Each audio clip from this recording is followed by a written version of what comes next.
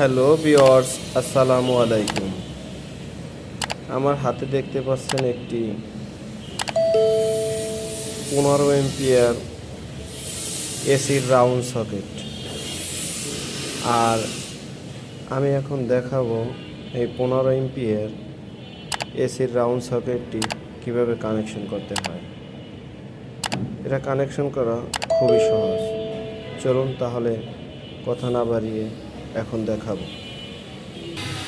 এইটা আমার এসির জন্য একটা স্টিল গ্যাংবোর্ড লাগানো, আর এসিটা সেট হবে এই জায়গায়।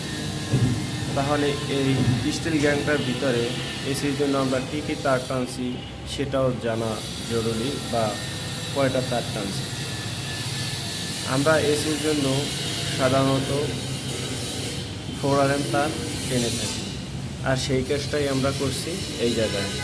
এই জায়গায় 3টে তার দেখতে পাচ্ছেন, একটা লাল, একটা কালো, আর একটা সবুজ।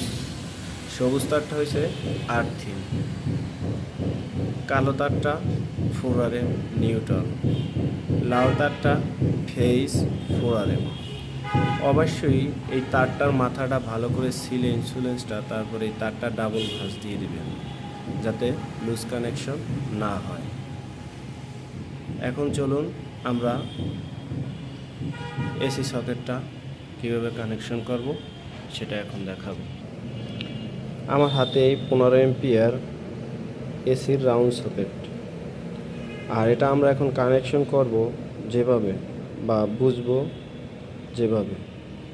এখানে 3টে টার্মিনাল দেওয়া আছে, এল, ই, এন। খুবই সহজ। এল এ লাল, ইতে আর্থিন, এন এ নিউট্রাল। আমাদের বোর্ডের যে লাল তারটা আছে এই এল এর এইটার ভিতরে দেব, আর আর্থিন তারটা এর ভিতরে দেব, আর কালো তারটা এন এর ভিতরে দেব। অবশ্যই যদি ভিডিওটি ভালো থাকে তাহলে একটি লাইক, কমেন্ট, শেয়ার এবং চ্যানেলটি সাবস্ক্রাইব করে সাথেই থাকুন নতুন নতুন ইলেকট্রিক্যাল ভিডিও পেতে। চলুন কীভাবে কানেকশন করে দেখেন। আমি যেমনটা বলছি সেমনটাই কাজ করছি। এলে লাল, ইতে আর্থিন, এনে নিউট্রাল।